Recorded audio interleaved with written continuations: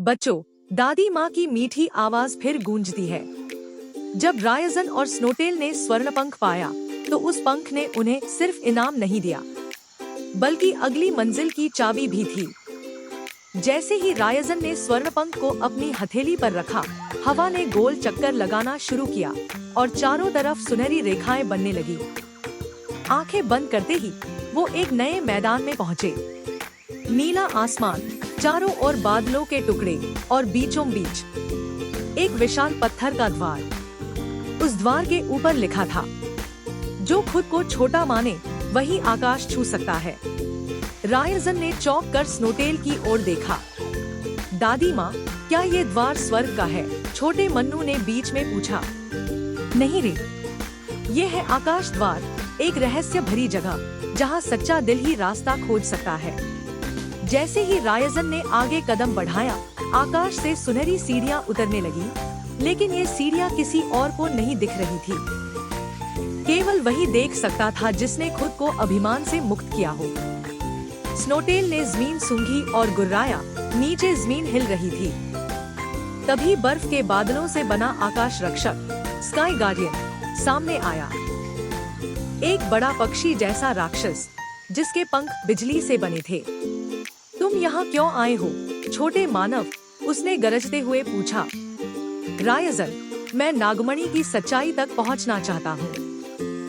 मैं समझना चाहता हूँ कि मैं कौन हूँ और क्यों चुना गया। रक्षक ने 3 सवाल पूछे। हर सवाल रायजन को खुद से जुड़ी किसी गलती, डर या अभिमान को कबूल करने पर मजबूर करता था। पहला सवाल, कभी किसी पर भरोसा नहीं किया, इसलिए अकेले रहना पड़ा? दूसरा सवाल, क्या तूने अपनी ताकत का कभी घमंड किया?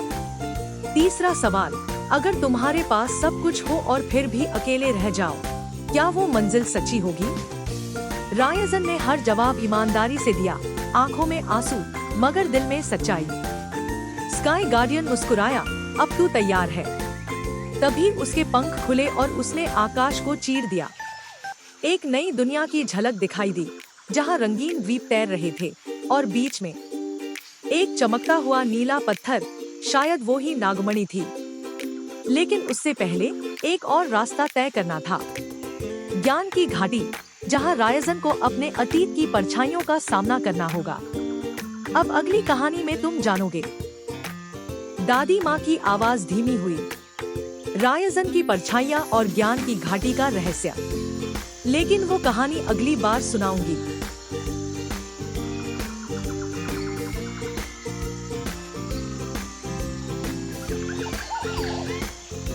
अगर आपको हमारी कहानी पसंद आ रही है ना, तो एक छोटा सा काम कर दो, सब्सक्राइब करना मत भूलना। हाँ, और घंटी भी दबा देना, ताकि हमारी अगली जादुई यात्रा आपसे मिस न हो जाए। हम मिलेंगे अगले एपिसोड में, तैयार रहना।